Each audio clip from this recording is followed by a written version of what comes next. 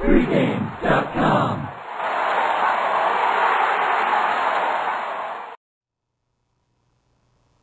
Giants +7 at New Orleans. Monday Night Football. VR, first video this year. That we're doing, right? In You're not- football? No, we did the first week. Did the we? first week. You a little nervous? A little bit. Now I'm Look. with big time. This is big time. You've graduated. Yeah, I'm ready to go. All right. Let me ask you.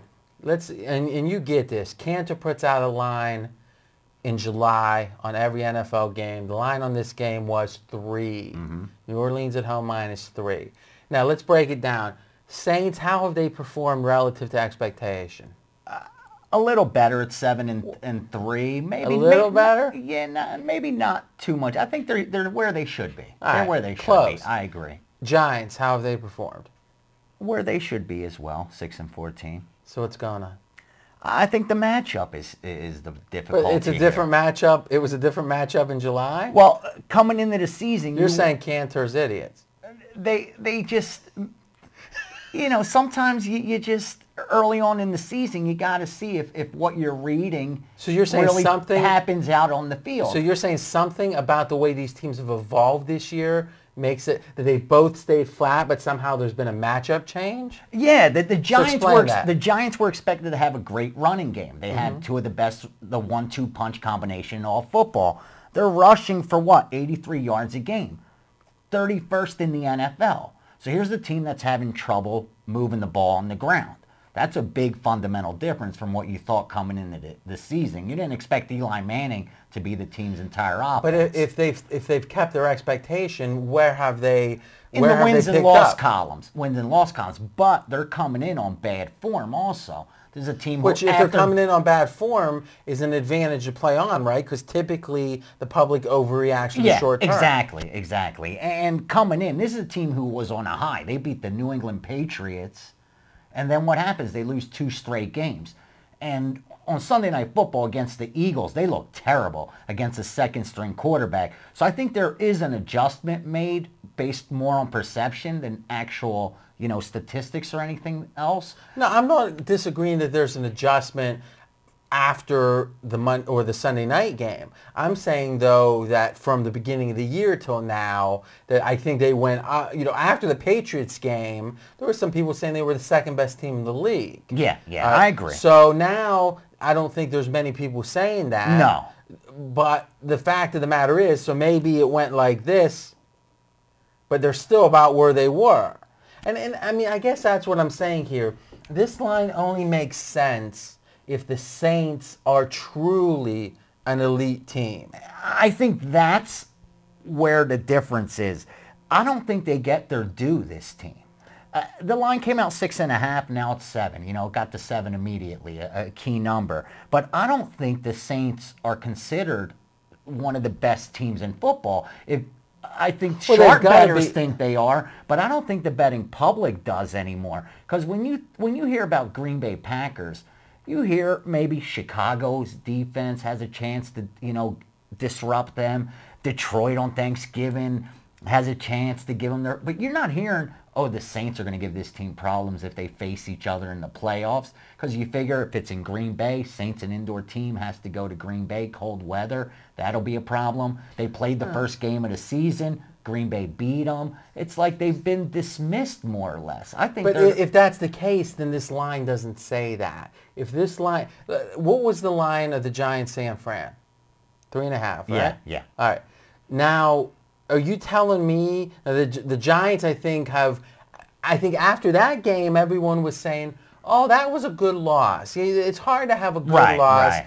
But that was a good. It's one game that's got everyone's mind turned on the Giants. Is that Eagles game? Yeah. Coming into that, I mean, they were what, 6.5 or 7 in that game? Yeah. I mean, so that's interesting. Well, let's think about that. But also, you got to not to interrupt. But I think this line is gonna do what the books want it to do, and that's gonna bring in some balanced action. If it came out a lot lower, I think you'd get one-sided with the Saints money. But by making the line this high, Giants have a great road record. I mean, this has been the team that you could bet. Let's talk about that. They've covered 30 of 44 on the road. In the NFL, that's a feat. And they've as an underdog, which is going to be a lot of those road games, but They're favorites, clearly sometimes on the road. They've covered 22 of 30. Wow. And it's a New York team, so it's a big market team. But that's the point I'm making. You're saying 1 minute, you're saying, well, the Saints, I think the public's forgot about them. But on the other hand, you say less than a touchdown against the Giants, it's going to be lopsided on the favor.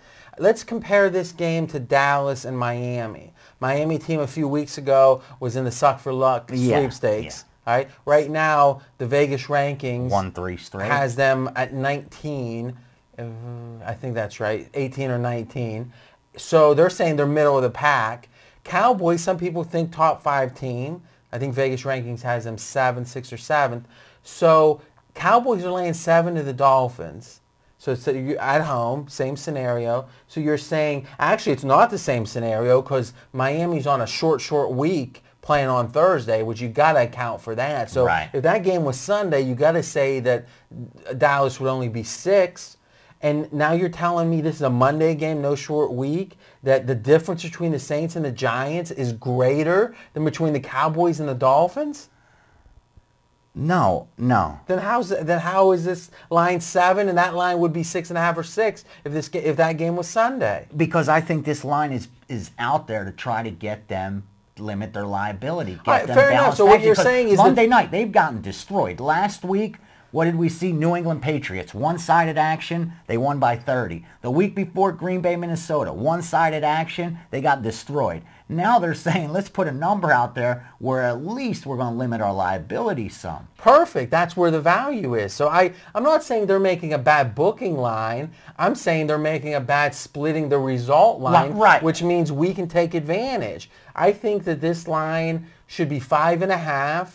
I think the fact it's 7 is a combination of, and you make a great point, whenever the standalone games, especially one marquee game like Monday Night Football, does something very specific, big favorite win, big favorite win, big favorite win, all of a sudden they're going to react to that and they're going to inflate the favorite a little bit. And this is a holiday weekend. Remember, you got a whole influx of bettors seeking action that may not, bet week in and week out. And it snowballs. I mean, it carries over from Thursday, Friday, Saturday, Sunday into Monday night. You have parlays, teasers. They're going to have some live action pending on this Monday night game. I mean, I wouldn't be surprised if this line came off that key number of 7, depending on what happens those days. So what's your true number on this game, the number that would split the result? Saints 8.25, almost 8.5. Wait a minute now. You're saying that's your true number that would split the result? Yep. But you're saying there's a premium on the same. So you're saying, this is interesting, you're saying your true number would be over a touchdown.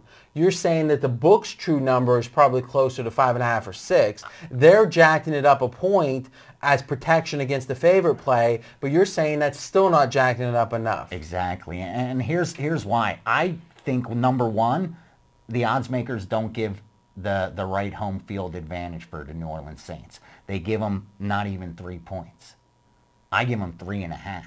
I think it's one of the I think it's because you went to that game. I've been there. I've been to 3 games, and I've bet on them, and I've bet against them. And it was by far one of the toughest places to play a game. I watched the Pittsburgh Steelers go in there on a Sunday night game, and the place was just too loud for them to even call plays. And that's the Pittsburgh Steelers were intimidated by that, the Superdome. All right. I think there's value. I mean, listen, you've got a position that your true numbers are making it where you think there's, I don't know if there's enough value here for you, but you don't think there's value on the dog. I do. I'm going to project out that the Saints win the game, but they don't cover the 7. This is a strong pick. I rarely go strong on Monday night. I'm going strong here. Where do you see this line going, though? I think they're just going to be forced to adjust the vig on this. You're going to see 7 minus 120 either way, so depending on what they need. You're not sure which direction. Quite frankly, I'm not. I think I'm kind of lost too. So I say play it when you want. Any closing thoughts? Do you agree with this? When a team like the Saints, who's 7-3 overall, is 4-0 at home, you have to give it a team like that greater home field advantage. But Bill James said in baseball, a team that's 50, is this what you were studying before the video? You have me doing you had those guys, power ratings now against the best guys in the city. I have to bring You're my studying. A game. I am. All right. When a team's 20-0, their home field advantage is very slim. if they're 10-0 at home and 10-0 on the road, there is not much of an advantage for them playing at home. But when you have a team that's 10-10, but 10-0 at home, 0-10 on the road, their home field edge is a lot greater. You make a good point. Is the fundamental quality of the team is the starting point, and the delta or the difference at home is what you're measuring with home field. I'm not so sure. This could get into an advanced conversation because I think if a team's really, really bad on the road, it doesn't necessarily jump to the home field. I agree. But I agree. that's a subtle point. But no, you make a good point. It's in general, it's the difference. You look at the Patriots or you look at the Packers, or really, Patriots in the past when they were 16-0 or whatever, is you could have a really good team that doesn't lose a game at home, but really doesn't have a great home field. Pittsburgh in the Vegas rankings only has 2.5 points, but this is one of the best teams of the last 5 years. So a lot of people are confused by that. New Orleans coming in off a bye, let's not forget. And they went in, beating the Atlanta Falcons the way they beat them. That was a huge game for them. And now all of a sudden, off a bye on Monday Night Football, I know trend guys, I don't know the exact number, but I know trend guys love a favorite in this spot. Now, I agree with you. You're going to get a peak effort out of the Saints.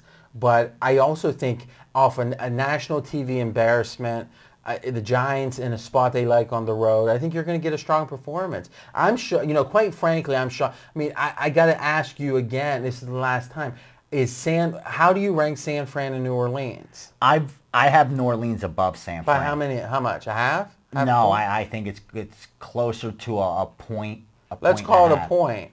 And now, how much is the Giants can only adjust a half a point off one bad performance, right? So what you're saying is the Giants have gone down a half a point after the 49ers game, all right, because of the Eagles game. And you're saying even 2 points might be how much better you think the Saints are than the 49ers. So I think or you're saying 1.5 points. I think that's a stretch. So we're saying 2 points in total. The line was 3.5. Right, against the Giants, that means 5.5. I don't know how you get to 7 here. I'm in the minority that I have the Saints. Listen, because you're Greek, I'm even more of a minority. You don't hold that against you. I'm more of a minority. Yeah, a lot of people do. If I have the Saints as the second best team in all of the NFL, I make them a pick to a half a point better than anyone other than Green Bay. Wow. So your Vegas rankings is different than that. They got the Patriots number 2, but then they got Saints and Pittsburgh tied for 3. That's the only one I disagree, that I put them on top of mine. And I'm going to let the season prove me right or prove me wrong by who goes further. And I tell you this, it does give a good indication of a different way that wise guys and professionals come to a play. One is that they can just fundamentally disagree with the market's assessment of how good a team is. Like you want to play the Saints because you think they're better than even the other pros think. Another way can be if the public has a misperception, what we are calling the better bias can be in there, so you can find value that way. The third way is matchups, where teams are going to play a certain way against each other. And then the fourth way is going to be scheduling and motivation, where you think a team might be up or a team might be down. So once you have those power rankings as the starting point, that's the foundation. It helps you understand where the variation is. And in this case, your variation starts at the fundamental point. You like the Saints more than even other pros do. Yeah, and I just think if they would have brought it out at 8.5, then they'd be one-sided on the Giants side. I would think so. Yeah. All right, guys. Now listen, a couple of things. One, we have all of our videos for the whole holiday weekend in one thread. All you've got to do is go to pregamevideos.com to check that out. But on Monday, it's very special. You can pick the score of this game in the thread. Just simply reply, no cost, no obligation. If you get the score right, you get 100 pregame dollars to spend any way you want. That's a free roll. Additionally, we'll answer any questions you have. Ask them in that thread, pregamevideos.com. Talk to you there.